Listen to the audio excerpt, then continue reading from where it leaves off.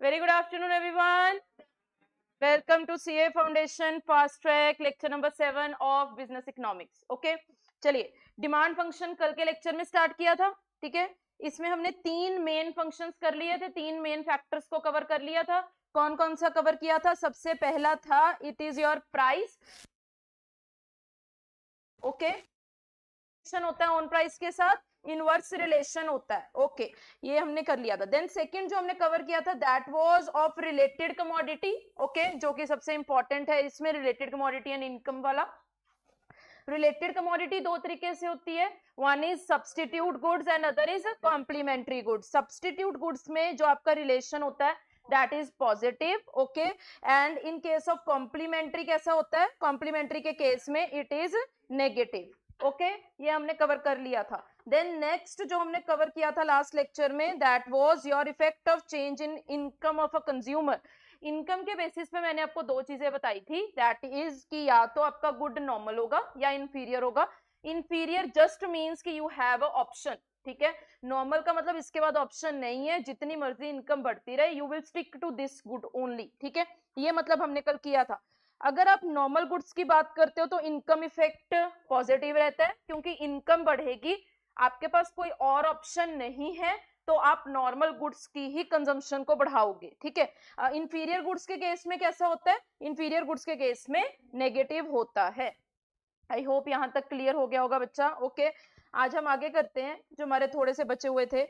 Next is your effect of change in taste and preferences. Okay, effect of change in taste and preferences. अब देखो इसको ऐसे लिख सकते हो, dx is equal to function of px and a की लिख रही हूं टेस्ट. ओके, तो अभी इस टाइम पे ये मूव करेगा और ये क्या रहेगा? कांस्टेंट. और ये मूव करेगा इस डायरेक्शन में, ये हमने कल बात कर ली थी सारी की सारी. ओके, तो पहले हम इस फैक्टर को मूव करवाएंगे और फिर हम डिमांड के ऊपर क्या देखेंगे? इफेक्ट देखेंगे. तो आप मुझे एक चीज बताओ, अगर आपको किसी चीज का टेस्ट अच्छा लगने लग जाए, ओके, टेस्ट एंड प्रेफरेंस बढ़ जाए किसी भी कमोडिटी के लिए, तो आप डिमांड को क्या करोगे? डिमांड को इंक्रीज कर दोगे. ओके, तो टेस्ट बढ़ा तो आपकी डिमांड ऑफ एक्स कमोडिटी भी बढ़ गई. वाइस वर्सा, अगर आपको किसी का टेस्ट अच्छा नहीं लग रहा तो आप डिमांड को भी गिरा दोगे. ओके, तो कैसा रिलेशन है इसमें? पॉजिटिव. इसके ऊपर क्वेश्चन बहुत कम आता है. ओके, अच्छा, कल मैंने एक और चीज बताई थी, आप जिस मर्जी फैक्टर की बात कर रहे हो, ठीक है, यहाँ पे आप इफेक्ट तो दिखा रहे हो टेस्ट का, लेकिन जो स्केड्यूल बनेगा, और जो डायग्राम बनेगी वो px और dx को लेके ही बनेगी. ठीक है, यहाँ पे देखो प्राइस क्या है? कांस्टेंट. हमने कांस्टेंट किया तो था. ओके, प्राइस इज कांस्टेंट, फिर भी आपकी डिमांड बढ़ गई. इट मींस कोई और फैक्टर काम कर रहा है इसके पीछे, आपको बस ये दिखाना है यहाँ पे. ओके, वाइस वर्सा अगर आप दूसरे वाले में देखोगे, प्राइस इज कांस्टेंट लेकिन आपकी डिमांड गिर रही है, इट मींस कोई और फैक्टर काम कर रहा है. डायग्राम में भी आपको क्या क्या दो चीजें लेनी है? Quantity and price. कोई मर्जी फैक्टर का इफेक्ट दिखा रहे हो, स्केड्यूल में और कर्व में आपको एक ही चीज दिखानी है. ओके, फिर आ जाता है आपका effect of change in expectation. इसमें अब आपको एक चीज समझनी है, मैं पहले इसको लिख के दिखाती हूँ तुम लोगों को. Demand of x is function of px and future expectation, ऐसे लिख सकते हैं. ओके, अब यहां पे ये वाली चीज क्या है? कांस्टेंट. फ्यूचर एक्सपेक्टेशन जो है प्राइस की, उसका इफेक्ट देखना है आज की डिमांड पे. इसको समझो थोड़ा सा. ठीक है, आज की प्राइस नहीं हिल रही है, आज की प्राइस सेम है. ठीक है, मुझे कुछ ऐसी एक्सपेक्टेशन है कि फ्यूचर में या तो प्राइस बढ़ जाएगी या प्राइस कम हो जाएगी. ठीक है, उसके बेसिस पे मैं आज अपनी डिमांड को कैसे हिलाती हूँ वो देखना है आपको यहाँ पे. अब देखो, अगर आपकी फ्यूचर एक्सपेक्टेशन है कि प्राइसेस बढ़ जाएंगी, ठीक है, जैसे नॉर्मली शेयर्स में होता है, प्रॉपर्टीज में होता है, गोल्ड में होता है, ठीक है, लोगों को लगता है कि कल को प्राइस बढ़ जाएगी, तो वो आज क्या करेंगे? वो आज की डिमांड को बढ़ा देंगे. ठीक है, और अगर मुझे फ्यूचर एक्सपेक्टेशन कम का मतलब क्या है? सिंपल सी चीज, मुझे लगता है कल को मुझे ये चीज सस्ती मिलेगी. ठीक है, अगर मुझे लग रहा है कि यार कल को ऑफ मिल सकता है, नॉर्मली इन क्लोथ्स हम ऐसे करते हैं, ठीक है, कि अब सेल लगने वाली है तो अभी क्यों खरीदना है, हम कल को सेल में ही खरीद लेंगे ये वाली चीजें। तो अगर फ्यूचर एक्सपेक्टेशन कम है, अगर हमें लगता है कि फ्यूचर में प्राइसेस कम हो जाएंगी, तो आज की डिमांड कम हो जाएगी। There is positive relation between both. Okay, देखो यहाँ पे क्या लिखा हुआ है, आपकी प्राइस, कौन सी वाली प्राइस है, ये आज वाली प्राइस है, फिर भी आपकी क्वांटिटी बढ़ गई क्योंकि आपको लग रहा होगा कि फ्यूचर एक्सपेक्टेशन हाई है, बढ़ जाएगी बाद में प्राइसेस। एंड दूसरा, अगर आप यहाँ पे देखो, अगर आपका कस्टमर एक्सपेक्ट कर रहा है कि प्राइस फॉल होगी फ्यूचर में, आज की प्राइस तो कांस्टेंट है लेकिन आज की डिमांड कम हो जाएगी, क्योंकि हम ये मानेंगे कि अगर कल हमें ये चीज सस्ती मिल रही है यार, तो हम कल खरीदेंगे इस चीज को, आज महंगा क्यों खरीदना है। ओके ठीक, देन हमने कौन कौन से दो किए, one is your taste and preferences, दूसरा हमने किया फ्यूचर एक्सपेक्टेड। अब कुछ ना एडिशनल फैक्टर्स हैं, ठीक है, बहुत ज्यादा इंपॉर्टेंट नहीं है लेकिन फैक्टर्स को इन्होंने कंसीडर किया हुआ है। First one is your consumer credit facility. Simple सी चीज है, अगर आपका बैंक रेट सस्ता हो जाए, आपको क्रेडिट सस्ता मिलने लग जाए, ठीक है, तो आप लोन ज्यादा ले सकते हो, ठीक है, अगर आप लोन ज्यादा लोगे तो मतलब आप डिमांड भी ज्यादा करोगे, बस सीधी सी बात है, यही चीज है। अगर क्रेडिट फैसिलिटीज टफ है, आपको बहुत ज्यादा पेपर वर्क करना पड़ रहा है, बहुत सारी फॉर्मेलिटीज है आपको करने के लिए, तो आप कम लोन लोगे, आप कम बैंक से पैसा मांगोगे, आपके पास पैसे ही नहीं है तो आप डिमांड नहीं करोगे, बस इसमें यही लिखा गया। If consumer are able to get credit facility और they are able to borrow from the bank, they would be tempted.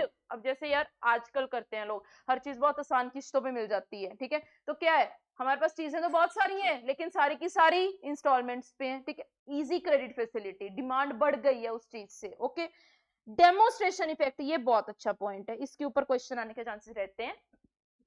Demonstration effect का सिंपल मतलब है when we got influenced by others, ठीक है, मेरी अपनी कोई इच्छा नहीं थी चीज की, मेरे को उस चीज के बारे में पता भी नहीं है, लेकिन मेरा साथ वाला बंदा वो पहन के बैठा है या वो लेके आ गया, ठीक है, तो मैं घर जाके बोलूंगी कि यार आई ऑल्सो नीड दिस, ठीक है, this is demonstration effect, simple. Okay, मेरी अपनी कोई डिमांड नहीं थी बट किसी और की वजह से मैं इन्फ्लुएंस हो गई। नॉर्मली जो इसमें एग्जांपल कोट की जाती है that is of western culture, ठीक है, हमारे जो इंडियंस हैं वो ज्यादा से ज्यादा वेस्टर्न कल्चर से इन्फ्लुएंस्ड होते हैं कि यार वहां के लोग ऐसे करते हैं तो हम भी ऐसे करें, वो पिज्जा खाते हैं तो हम भी पिज्जा खाएं, वो बर्गर खाते हैं तो हम भी बर्गर खाएं, ठीक है, मतलब we copy them. Okay, that is demonstration effect. अब हमारे पास पहले सीधी सादी सी रोटी चलती थी, ठीक है, अब लोगों को ये अजीबोगरीब चीजों का शौक उठ गया, ये क्यों उठा, ये क्या चीजें हो गई, वेस्टर्न कल्चर, सीधी सी बात, डेमोस्ट्रेशन इफेक्ट। यहाँ पे एक चीज और समझो, demonstration effect can be negative also. Negative का मतलब क्या है कि कोई बंदा कोई चीज लेके आ गया, ठीक है, मेरे को उस चीज के बारे में कुछ नहीं पता, लेकिन मेरे को उसकी लाई हुई चीज अच्छी नहीं लगी, ठीक है, तो मैं बोलूंगी कि यार मुझे ये चीज नहीं चाहिए, हालांकि मेरा कोई पर्सनल उसके बारे में कोई भी बिहेवियर नहीं मैं प्रिडिक्ट कर पाती थी, लेकिन दूसरा वो लेके आया, मुझे वो पसंद नहीं आई तो वो नेगेटिव चली गई वो वाली चीज। मैं कहती, कई बार हम बोलते नहीं है कि यार वो लेके आया था, मुझे वो पसंद नहीं आई चीज, वो लेके आया था, I don't want to purchase that. Okay, तो इट मींस डेमोस्ट्रेशन इफेक्ट अगर पॉजिटिव है, अगर अच्छा है तो डिमांड बढ़ेगी, अगर डेमोस्ट्रेशन इफेक्ट नेगेटिव है तो आपकी डिमांड कम होगी, बस। ओके, देन क्लाइमेटिक फैक्टर्स, बहुत इजी है, अगर क्लाइमेटिक फैक्टर्स फेवरेबल है, फेवरेबल का मतलब सपोज करो अब एसी के लिए फेवरेबल है, फैंस के लिए फेवरेबल है, समर क्लोथ्स के लिए फेवरेबल है, तो डिमांड बढ़ जाएगी। किसके लिए अनफेवरेबल है, अभी विंटर वाली चीजों के लिए अनफेवरेबल है, तो विंटर वाली चीजों की डिमांड कम हो जाएगी, बस। ओके, गवर्नमेंट पॉलिसी में हमेशा दो चीजें होती हैं, one is tax and other is subsidy. अगर टैक्स बढ़ जाए या सब्सिडी कम हो जाए, दोनों का एक ही इफेक्ट है, ठीक है, टैक्स बढ़ गया तुम्हें चीज महंगी पड़नी शुरू हो जाएगी, गवर्नमेंट ने सब्सिडी कम कर दी तब भी तुम्हें चीज महंगी पड़नी शुरू हो जाएगी। एग्जांपल एलपीजी सब्सिडी है, गवर्नमेंट अपनी सब्सिडी वापस ले ले, ठीक है, 1000 रुपए का सिलेंडर है, सपोज करो 250 रुपए की सब्सिडी है, 750 का सिलेंडर पड़ता है, ठीक है, सब्सिडी गवर्नमेंट कम कर दे तो क्या होगा, आपके लिए उस प्राइस बढ़ जाएगी, कॉस्ट बढ़ जाएगी, ठीक है, आप डिमांड क्या करोगे, आप डिमांड कम करोगे।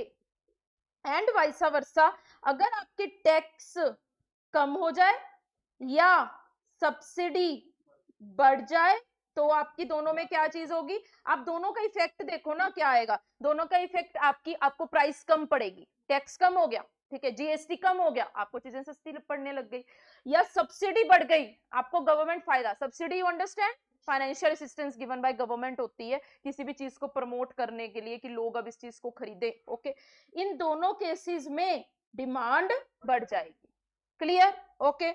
नाउ जितने भी अभी हमने फंक्शंस किए कौन कौन से किए देखो, सबसे पहले ओन प्राइस, देन हमने related goods, income, then taste and preferences, government policy, future expectation, climatic factors, demonstration effect, ठीक है, ये सारे के सारे जो फैक्टर्स हैं दैट इज इंडिविजुअल, इंडिविजुअल का मतलब एक बंदे के डिमांड के ऊपर इफेक्ट डालते हैं। अब हमने मार्केट डिमांड देखनी है, ऐसा क्या होगा जिससे ओवरऑल मार्केट पे इफेक्ट पड़ेगा, सिर्फ एक बायर पे नहीं पड़ेगा, सारे बायर्स पे इफेक्ट पड़ेगा, ऐसा कौन सा फैक्टर है। अब यहाँ पे एक चीज समझना, अगर आप मार्केट डिमांड फंक्शन पढ़ते हो तो इसमें इसका मतलब ये नहीं है कि यार सिर्फ मार्केट के अलग है और इंडिविजुअल के अलग है, मार्केट वाले में इंडिविजुअल के फंक्शंस तो आते ही आते हैं। अब इसका मतलब क्या है, इसका मतलब समझो जरा क्या बोलने की कोशिश कर रही हूं मैं, आपको ये पता है ना मार्केट डिमांड और इंडिविजुअल डिमांड में क्या फर्क है, ओके चलो। अब हमने कहा था कि इंडिविजुअल डिमांड जो होती है वो कौन कर रहा है, वो ए पर्सन कर रहा है, कोई एक कंज्यूमर है। मार्केट डिमांड कौन करता है, market demand is done by A plus B plus C, okay. अगर सपोज करो मैं मार्केट डिमांड के डिटर्मिनेंट्स लिख रही हूं, मैं फैक्टर्स लिख रही हूं, है ना, इसका मतलब ये तो नहीं है कि इसमें सिर्फ 2-3 फैक्टर्स जो मार्केट को इफेक्ट करेंगे वही आएंगे, इसमें यार एक अकेला ए भी है, एक अकेला बी भी है, एक अकेला सी भी है, तो एक अकेले बंदे की डिमांड को कौन सी चीज इफेक्ट करेगी वो भी आएगा, और ज्वाइंटली किस कौन सी चीज इफेक्ट करेगी वो भी आएगा। इसमें ये चीज समझो, एडिशनल फैक्टर्स होते हैं इसमें, ये नहीं बोल सकती कि इंडिविजुअल के 8 अलग है मार्केट के 8 अलग है, ऐसे नहीं बोल सकते आप लोग, ठीक है। मार्केट में क्या चीज है, मार्केट इंडिविजुअल्स को लेके ही बनी है, इंडिविजुअल्स को ऐड करके ही बनी है, सीधी सी बात है। ऐसा तो है नहीं है कि मार्केट अपने आप टोटल बन के पहले ही टोटल बन के आ गई है, इसमें ए को ऐड नहीं किया, इसमें बी को ऐड नहीं किया, इसमें सी को ऐड नहीं किया, नहीं, इसमें ए को भी ऐड किया है, बी को भी किया है, सी को भी किया है। अगर हम मार्केट डिमांड के फैक्टर्स देख रहे हैं तो हम ये देखना चाह रहे हैं कि ज्वाइंटली ऐसे कौन से फैक्टर्स हैं जो इनकी डिमांड को इफेक्ट करेंगे। अब ज्वाइंट में यार ये इस अकेले बंदे ए को कौन सी चीज इफेक्ट करती है, इस अकेले बंदे बी को कौन सा फैक्टर इफेक्ट करता है, एंड सी को कौन सा फैक्टर इफेक्ट है, वो भी तो आएगा ना इसमें। मतलब मार्केट वाले जितने फैक्टर्स हैं 2-3 ही है, वो एडिशनल है, 8 इंडिविजुअल वाले तो रहेंगे ही रहेंगे, 2 ऐड हो जाएंगे अब मार्केट वाले, बस ये याद रखना है आपको। कई बार बच्चे समझते हैं मैम मार्केट वाले अलग हो गए, इंडिविजुअल वाले अलग हो गए, यार इंडिविजुअल्स को ऐड करके ही तो मार्केट बनती है, तो इंडिविजुअल वाले फैक्टर्स तो आएंगे ही आएंगे इसमें, ओके। देखो अब कौन कौन से फैक्टर्स इसमें एडिशनल हैं,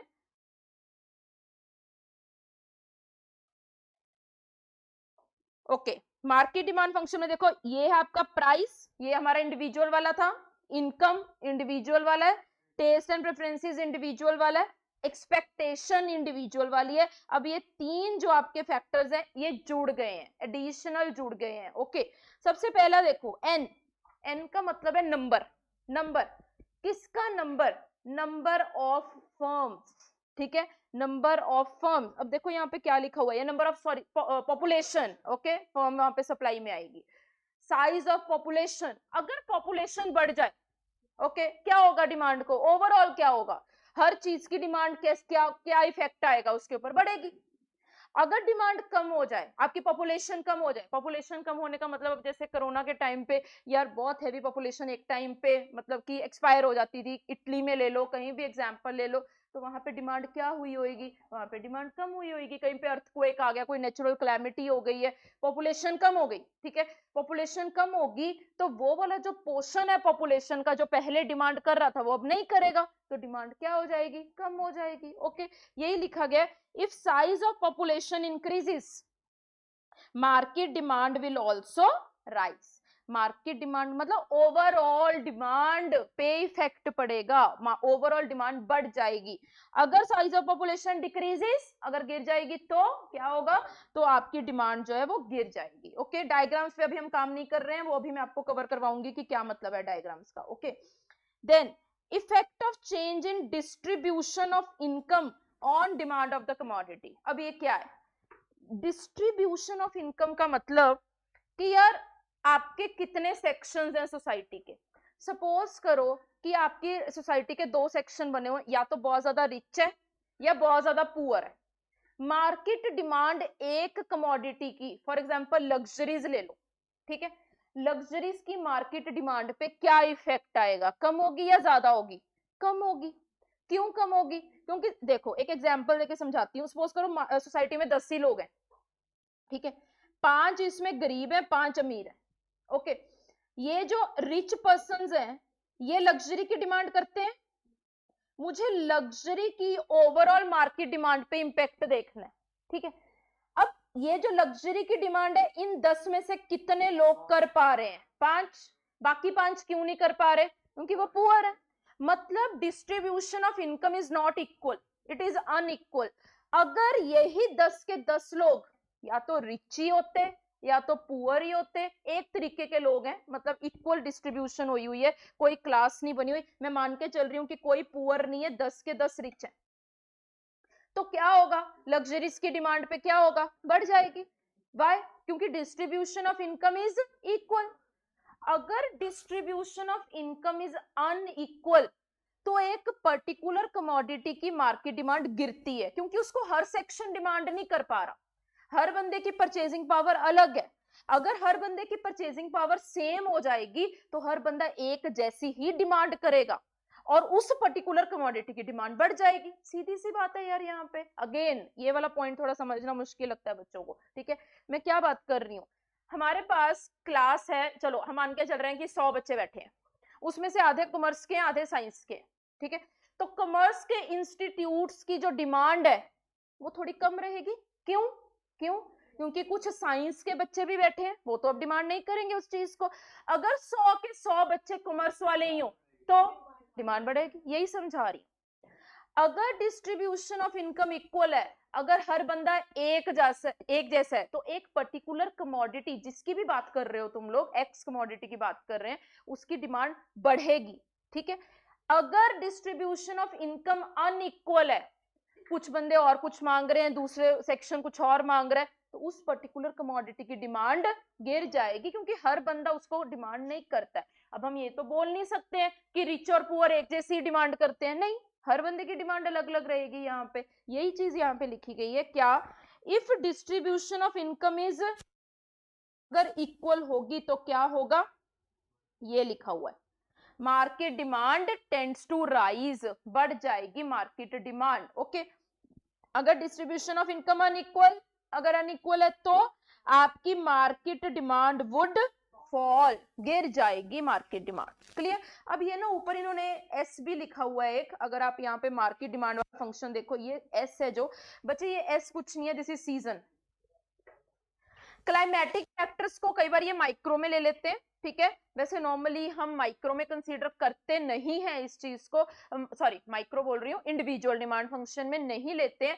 कारण क्या है, जब सीजन किसी भी चीज का फेवरेबल या अनफेवरेबल होता है तो वो पूरी मार्केट को इंपैक्ट करता है। ओके, तो ये जो आपने ऊपर क्लाइमेटिक फैक्टर्स वाला पॉइंट पढ़ा है ना, ये वाला, ये मार्केट डिमांड में कंसीडर कर लेना, ये वाला, क्योंकि अगर क्लाइमेट किसी भी चीज के लिए फेवरेबल होगा तो अकेले एक बंदे की डिमांड को तो इंपैक्ट नहीं करेगा, वो तो ओवरऑल डिमांड को इंपैक्ट करेगा, बहुत ज्यादा इंपैक्ट आएगा उस चीज, तो मार्केट डिमांड पे इंपैक्ट होता है। ये जो एस नीचे लिखा गया है आपके मार्केट डिमांड फंक्शन में, ये वाला जो एस है ये वही वाला एस है जो ऊपर लिखा गया था, ठीक है। क्लाइमेटिक फैक्टर्स लिख लो, सीजनल चेंजेस लिख लो, जैसे मर्जी लिख लो, कोई भी आपको यहाँ पे फैक्टर्स में कोई कंफ्यूजन, एनी कंफ्यूजन, ओके। चलिए अभी हम इसको थोड़ा और डिटेल में करते हैं, डिमांड फंक्शन को ही आगे समझना है अब आपको।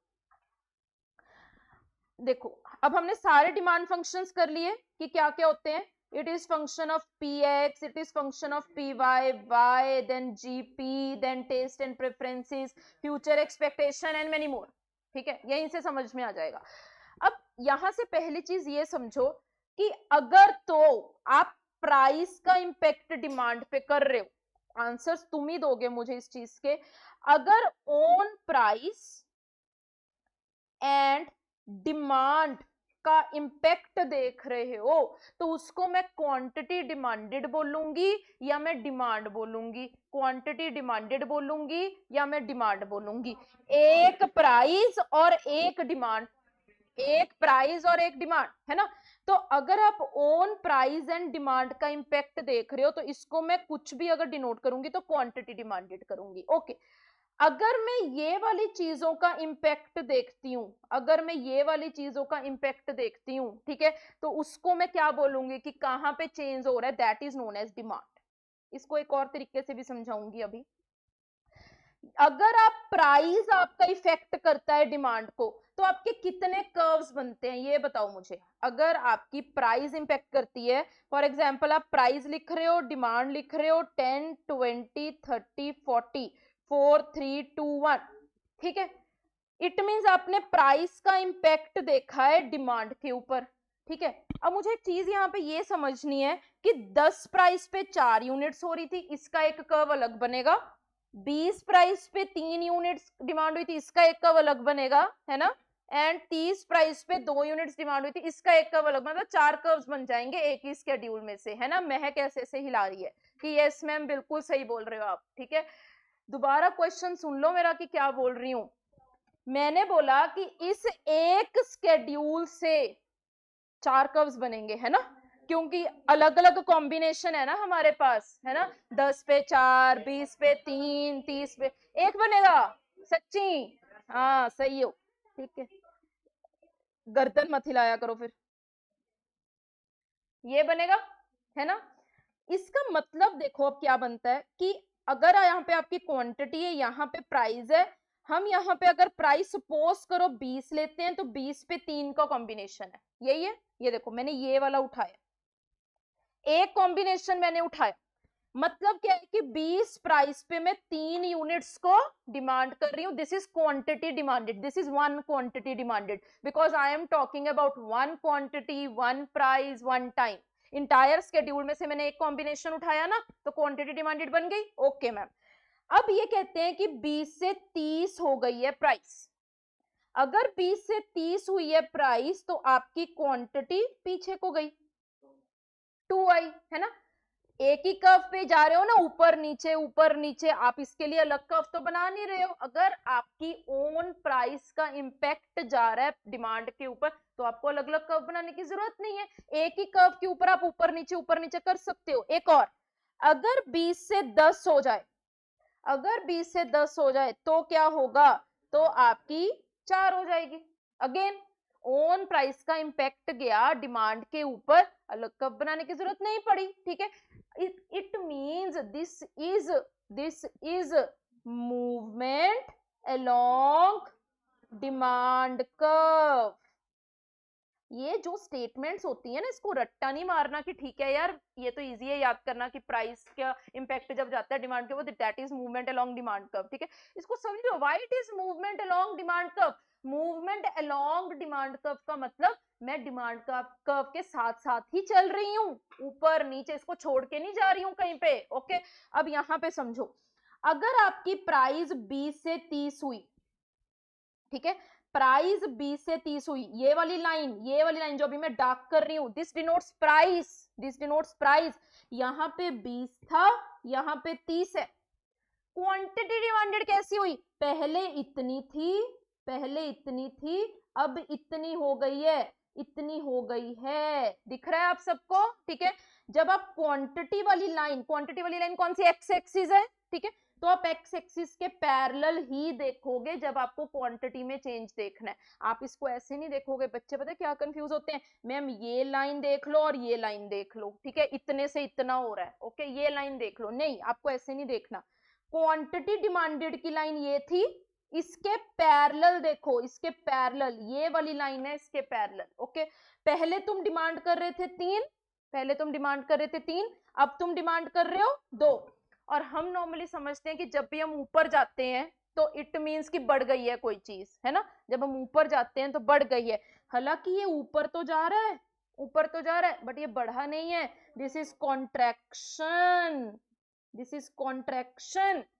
दिख रहा है आपको? ये देखो मैं आपको और क्लियर करती हूँ। पहले ये वाली लाइन थी क्वांटिटी की, ठीक है, अब ये वाली लाइन छोटी हो गई ना, लाइन दिख रही है आपको, ठीक है। पहले इतनी थी फिर इतनी हो गई, कॉन्ट्रैक्शन। ऊपर जाने का हमेशा मतलब बढ़ना नहीं होता है, ठीक है। दूसरा देखो, अब यहां पे पहले आप 3 डिमांड कर रहे थे, फिर आप कितनी डिमांड करने लग गए? 4, ठीक है। नीचे आया, नीचे आया, ठीक है, ये देखो नीचे, फिर भी इसका नाम एक्सपेंशन, एक्सपेंशन। कोई भी चीज का नाम हम एक्सपेंशन या कॉन्ट्रैक्शन तब रखते हैं अगर उसी पर्टिकुलर चीज को बढ़ा दो या उसी पर्टिकुलर चीज को कम कर दो, ठीक है। कोई भी चीज की एग्जांपल ले सकते हो जो इलास्टिक हो, ठीक है। रबर बैंड्स है हमारे, ओके, रबर बैंड पहले इतना है, ओके, उसको ही बढ़ाओगे तो हम बोलेंगे एक्सपैंड हो गया, ठीक है। उसको छोटा करोगे कॉन्ट्रैक्ट हो गया। उसी पर्टिकुलर चीज पे जब मूवमेंट्स होती हैं तब उसका नाम एक्सपेंशन या कॉन्ट्रैक्शन रखा जाता है, ओके। इसका एक और नाम मूवमेंट अलोंग डिमांड कर्व तो ये है ही है, ओके, एक्सपेंशन कॉन्ट्रैक्शन तो है ही है। एक और नाम है, आपको इसको फिल करना है, it is change in dash. Change, जो डिमांड बोल रहे हैं बच्चे वो बिल्कुल गलत है। मैंने तो अभी तो ऊपर लिखा है, मैंने ये लिखा है मैंने, दोबारा फिर दोबारा देखो, अगर अभी भी तुम डिमांड बोलते हो, लानत है तुम, ठीक है। 20 से 3 ये एक कॉम्बिनेशन, 20 से 3 ये एक क्वांटिटी डिमांडेड, एक क्वांटिटी डिमांडेड। 20 से 10 और 3 से 4 ये दूसरा कॉम्बिनेशन, ये दूसरी क्वांटिटी डिमांडेड, ओके। फिर 30 पे 2 ये तीसरी क्वांटिटी डिमांडेड। तो अगर तुम 1 से 2 मूव करते हो या 1 से 3 मूव करते हो तो चेंज इन क्वांटिटी डिमांडेड हो रहा है या चेंज इन डिमांड हो रहा है? क्वांटिटी डिमांडेड हो रहा है, because you are talking about one price, one particular quantity at one time, उसमें चेंजेस देख रहे हो, दैट्स वाई इसका नाम चेंज इन क्वांटिटी डिमांडेड है। और change in quantity demanded it can be increase in quantity demanded और decrease in quantity demanded, कहीं भी हो सकता है, ठीक है। इंक्रीज का मतलब ये एक्सपेंशन की बात कर रहा है और डिक्रीज इन क्वांटिटी डिमांड का मतलब कॉन्ट्रैक्शन की बात कर रहे हैं। बस इसके ऊपर क्वेश्चन आता है, ठीक है। क्वांटिटी डिमांडेड वो पूछते हैं कई बार कि यार प्राइस में चेंज आ गया, प्राइस बढ़ गई, बताओ increase in quantity demanded, increase in demand, movement along demand का whatever the option is, ठीक है। यहीं पे आपको कंफ्यूज करेंगे। सीधी सी चीज समझो यार, अगर एक प्राइस और एक डिमांड की बात करते तो वो तो वैसी क्वांटिटी डिमांडेड बन जाता है, वो तो वैसी क्वांटिटी डिमांडेड बन जाता है। उसमें चेंजेस लेके आओगे तो वो तो या एक्सपेंशन रहेगा या कॉन्ट्रैक्शन रहेगा, बात खत्म, ओके। फिर मैम ये बाकी के फैक्टर्स क्या करते हैं? देखो बाकी के फैक्टर्स का मतलब पता है क्या है? अब यहाँ पे सपोज करो आपके पास एक स्केड्यूल है प्राइस का और क्वांटिटी डिमांडेड का, ठीक है। 10, 20, 30, 40, 50, 10 पे 5, 4, 3, 2, 1 एक स्केड्यूल है, ओके। एक दूसरा स्केड्यूल है price quantity demanded, price will remain same, मैं यही लूंगी, एंड देन इट इज ये। इसका मतलब समझ रहे हो? एक बार तो 10 प्राइस पे 5 की डिमांड है, एक बार 10 प्राइस पे 9 की डिमांड है, ये देखना है। अब आपको यहाँ पे देखना है, it means own price is constant, own price is constant, फिर भी डिमांड क्या हो रही है? बढ़ रही है। ओन प्राइस का इंपैक्ट नहीं जा रहा, अपनी प्राइस का इंपैक्ट नहीं जा रहा, कोई और चीज का इंपैक्ट है। यहाँ पे क्या इंपैक्ट हो सकता है? बात समझो, ये कोई ए कंज्यूमर है, ये कोई बी कंज्यूमर है, इसकी इनकम ज्यादा होगी, इसकी इनकम ज्यादा होगी, इसको टेस्ट अच्छा लगता होगा इस चीज का, इसके ऊपर टैक्स कम पड़ता होगा, कुछ भी हो सकता है, ठीक है। एक कंज्यूमर है वो 10 पे 5 यूनिट खरीद रहा है, एक कंज्यूमर है वो 10 पे 9 खरीद रहा है। या अगर हम सेम कंज्यूमर की भी बात करें, सेम कंज्यूमर की भी बात करें, ठीक है, एक बार मैंने 10 पे 5 खरीदा, एक बार मैंने 10 पे 9 खरीदा, मतलब ओन प्राइस का तो इंपैक्ट नहीं गया, किसका इंपैक्ट गया? कोई और फैक्टर का इंपैक्ट गया यहाँ पे। अब अगर मैं इस कॉम्बिनेशन को और इस कॉम्बिनेशन को ड्रॉ करने की कोशिश करूं देखें जरा क्या बनेगा, यहाँ पे क्वांटिटी, यहाँ पे प्राइस, प्राइस 10 है, एक बार 5 है, एक बार 9 है, यही है, ठीक है। 10 पे 5 एक लाइन, और दूसरा 10 पे 9, ठीक है। अब ना कई बच्चे मुझे बोलते हैं, बड़ी बार मेरे पास क्वेश्चन, मैम इन दोनों लाइनों को ज्वाइन कर दो, ठीक है। अरे यार इन दोनों लाइनों को तुम कैसे ज्वाइन कर सकते हो, इन दोनों लाइनों को नहीं, हमें डिमांड कर्व चाहिए। डिमांड कर्व का मतलब you need a downward sloping demand curve, ठीक है। ये तो जो केस होता है, this is a case of perfectly elastic, that is in case of imaginary situation, जो परफेक्ट कंपटीशन में होता है, ठीक है। इन दोनों लाइनों को ज्वाइन नहीं करना, दोनों डॉट्स को ज्वाइन नहीं करना, यहाँ पे कोई हम वो डॉट डॉट ज्वाइन वाली गेम नहीं खेल रहे हैं, ठीक है। यहाँ पे एक स्केड्यूल से ये डॉट बनी थी, दूसरे स्केड्यूल से ये डॉट बनी थी, ओके। तो पहला कर्व ये बनेगा और दूसरा कर्व ये बनेगा, दो कर्व्स बनेंगे। दो कर्व्स क्यों बने, दो, एक ही कर्व क्यों नहीं बना, एक ही, क्योंकि अपनी प्राइस का इंपैक्ट नहीं था, प्राइस कौन कितनी थी, कांस्टेंट। ऊपर क्या हो रहा था, ऊपर क्या हो रहा था, प्राइस मूव कर रही थी 10 से 20 या 20 से 30, अपनी प्राइस के कारण अगर इंपैक्ट आएगा ना तो उसी के ऊपर खेलते रहोगे, एक ही कर्व के ऊपर। अगर अपनी प्राइस कांस्टेंट है, कोई और फैक्टर काम कर गया, ठीक है, तो हमेशा कितने कर्व्स बनेंगे, दो, ठीक है। क्योंकि यहाँ पे दो कर्व्स बने हैं तो हम इसको बोलते हैं shift in demand curve, shift in demand curve, ठीक है। शिफ्ट इन डिमांड कर्व का मतलब क्या है, शिफ्ट इन डिमांड कर्व का मतलब क्या है, या तो आपका आगे को बढ़ गया, ठीक है, या आपका आगे को बढ़ गया या आपका पीछे को बढ़ गया। This schedule is like this बच्चा, 10 10 5 9, दिस इज, तो मैंने उसको आपको पूरा लिख के दिखाया, you will get to know कि मैंने ऐसा क्यों लिखा, there is reason behind every point, okay. सुनो अब इस चीज को, shift in demand curve, okay. यहां पे क्या हो रहा है, अगर आप यहां पे देखोगे तो ओन प्राइस रिमेन्स कांस्टेंट, लेकिन आपकी डिमांड क्या हो गई है, बढ़ गई है, तो forward shift, forward shift, okay, आगे को बढ़ा। वैसा वर्षा भी हो सकता है, ठीक है। पहले तुम 9 डिमांड कर रहे थे, अब तुम 5 डिमांड कर रहे हो, है ना। अगर तुम ऐसा कर रहे हो तो क्या होगा, बैकवर्ड शिफ्ट, ये पीछे को आएगा, ये पीछे को जाएगा। Is it movement along demand curve? No, it is not movement along demand curve. It is shift. Shift में भी कौन सी दो मूवमेंट्स, या तो फॉरवर्ड या बैकवर्ड। एक और नाम है अब इसका, जिसके कारण मैंने ये दो स्केड्यूल्स बनाए हैं, है ना। मुझे अब एक चीज बताओ, हम क्वांटिटी डिमांडेड की डेफिनेशन क्या बोलते हैं। क्वांटिटी डिमांडेड की डेफिनेशन होती है प्राइस, डिमांड, है ना, फिर दूसरी प्राइस, दूसरी डिमांड, अलग टाइम, ठीक है। It means price 1, demand 1, time 1, price अलग, प्राइस अलग, P2 10 से 20 गया या 20 से 30 गया। यहां पे जब हम एक्सपेंशन, कॉन्ट्रैक्शन या क्वांटिटी डिमांडेड की बात, तो प्राइस हमेशा अलग होती है वहां पे, है ना। P2 उस पे डिमांड अलग, कोई टाइम भी अलग, तो हम इसको बोलते हैं क्वांटिटी डिमांडेड, क्योंकि अलग अलग कॉम्बिनेशन है, एक प्राइस का, एक डिमांड का, एक टाइम का, फिर दूसरी प्राइस का, दूसरे डिमांड का, दूसरे टाइम का। यहां पे अगर तुम देखोगे प्राइस तो सेम है, तो ये क्वांटिटी डिमांडेड वाली चीज तो हुई नहीं। दूसरा भी देख लो, 20 पे 4, एक बार 20 पे 8, price is same, price is same, okay. Change तो हो रहा है यहाँ पे, बट चेंज इन क्या, क्वांटिटी डिमांडेड है, change in quantity demand, no. एक और चीज से समझ लो, एक डिमांड का, एक डिमांड स्केड्यूल, एक स्केड्यूल, एक टेबल क्या बनाता है, एक डिमांड। मैंने शुरू में बताई थी ये चीज, और मैंने बार बार बोला था कि मैं इस पॉइंट बार बार बोल रही हूं कि एक टेबल, ये एक टेबल एक डिमांड है।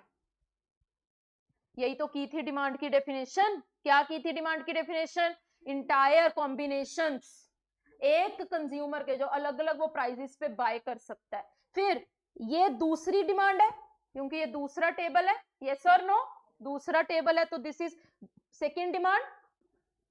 यहां से यहां को शिफ्ट कर रहे हो, चेंज हो रहा है, क्वांटिटी डिमांड में चेंज हो रहा है या डिमांड में चेंज हो रहा है, change in demand. Now you got to know, हाँ, चेंज इन डिमांड, क्योंकि पूरा का पूरा स्केड्यूल चेंज हो रहा है। एक स्केड्यूल में से एक कॉम्बिनेशन लिया, इस स्केड्यूल में से ये वाला कॉम्बिनेशन उठाया था, और इस स्केड्यूल में से ये वाला combination. Change in schedule, change in table, change in demand, change in demand. अगर एक ही टेबल में रहते ना, अगर एक ही टेबल में रहते जैसे कि ऊपर किया था, तो क्या होता? Change in quantity demanded. तब हम डिमांडेड वर्ड यूज करते हैं, क्वांटिटी। यहाँ पे एक ही टेबल में ऊपर नीचे नहीं खेल रहे हो, टेबल से शिफ्ट कर रहे हो, एक टेबल से दूसरे टेबल पे शिफ्ट कर रहे हो।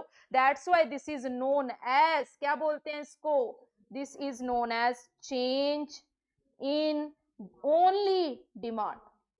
Now this can be increase in demand or this can be decrease in demand. अब इसको हम फॉरवर्ड शिफ्ट भी बोलते हैं, इसको हम बैकवर्ड शिफ्ट भी बोलते हैं। आई होप अब तो दिमाग में घुस गई होगी यार चीज, ठीक है।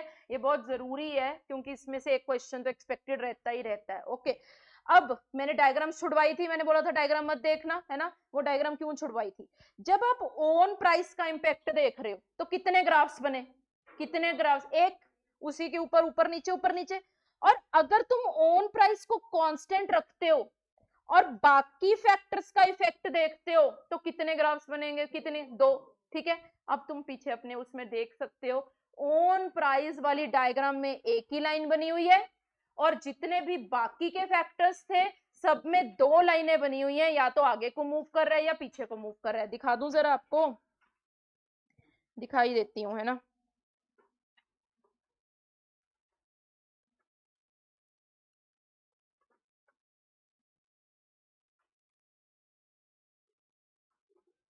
ये रहा ओन प्राइस वाला, ये रहा ओन प्राइस वाला।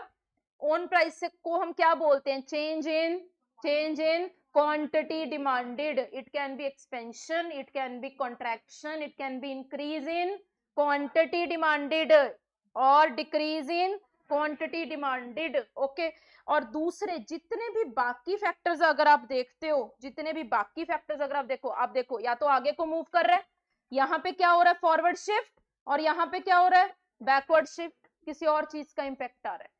एक टेबल में से एक कॉम्बिनेशन उठाया, फिर दूसरे टेबल में से एक कॉम्बिनेशन उठाया, that is change in demand, that this is change in demand. Okay, जितने भी बाकी आप फैक्टर्स देखोगे सब में दो ही बने हुए हैं। क्लियर हो गया?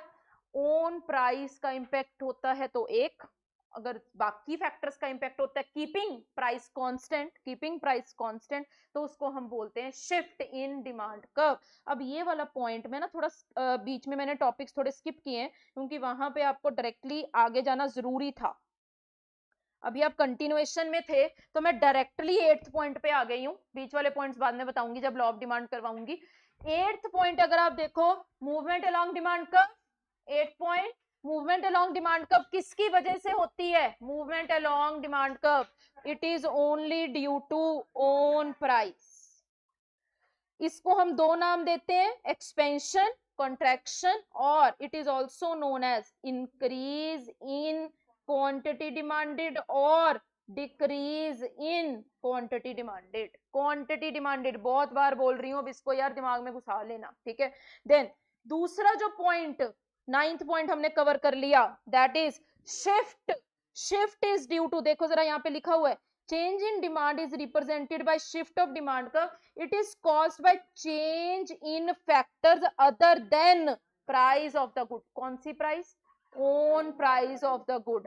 ओन प्राइस को छोड़ के जितने भी बाकी फैक्टर्स हैं उन सबसे क्या चीज आती है? शिफ्ट आता है, उन सबसे शिफ्ट आता है। Increase in demand, it is not quantity demanded. Okay, increase in demand को आप फॉरवर्ड शिफ्ट ही बोलते हो। नॉर्मली ना वहां पे जो नीचे ऑप्शंस आती हैं वो क्या आती हैं? ज्यादातर increase in demand, increase in quantity demanded, ठीक है, या expansion, increase in quantity demanded, ऐसे करके पूछेंगे आपसे। कई बार ना ऑप्शन में एक्सपेंशन भी लिखा होगा और इंक्रीज इन क्वांटिटी डिमांडेड भी लिखा होगा। दोनों ही ऑप्शन सही है, दोनों ही ऑप्शन सही है, तो सारे नाम पता होने चाहिए आपको। आप जब तक पूरा क्वेश्चन नहीं पढ़ेंगे तब तक आप उसको अटेम्प्ट नहीं करेंगे। कई बार क्या होता है, आप क्वेश्चन रीड करते हो, आपको ए ऑप्शन सही लगती है और आप बी सी डी पढ़ते ही नहीं हो, ठीक है, यही सबसे बड़ी गलती है यार। कई बार ए और बी दोनों करेक्ट होते हैं, नीचे बोथ वाला भी ऑप्शन होता है, नीचे नन वाला भी ऑप्शन होता है। पूरा क्वेश्चन पहले देखो, एनालाइज करो कि क्या बोल रहा है वो। ओके, अब यहाँ पे इंक्रीज इन डिमांड आ गया, फॉरवर्ड शिफ्ट, ओके, दो कर्व्स बन गए, and there is decrease in demand. Decrease in demand को आप क्या नाम देते हो, बैकवर्ड शिफ्ट। वो तो नहीं, वो वहां पे नाम नहीं, शिफ्ट टू लेफ्ट करके बच्चे वहां पे कोई ऑप्शन ऐसे आता नहीं है, ठीक है। मतलब normally backward shift, forward shift, okay, increase in demand, decrease in demand, ऐसे ही पूछते हैं वो, ओके। तो ये कौन से फैक्टर्स की वजह से होता है, ये लिखा गया है बार बार, अदर देन प्राइस। बस एक चीज याद कर लो, लास्ट बार फिर से रिपीट कर रही हूँ, ओन प्राइस की वजह से हमेशा ऊपर नीचे ही खेलते हो, क्योंकि एक ही स्केड्यूल बनता है, ऐसे याद कर लो ना। ओन प्राइस की वजह से एक ही स्केड्यूल बनेगा, और एक ही स्केड्यूल से एक ही कर्व बनेगा, दो कर्व बनाने की जरूरत ही नहीं है, ओके। जब तुम अलग अलग प्राइस एक है लेकिन डिमांड चेंज कर रहे हो कर रहे हो कर रहे हो, तो दो तीन लाइंस बन सकती हैं, उससे शिफ्ट आने के चांसेस रहते हैं, और that is only due to other than price. Okay, यहां तक रीड करके आइएगा, कल लॉ ऑफ डिमांड के सारे टॉपिक्स कवर करेंगे। Okay, thank you very much, bye bye, take care.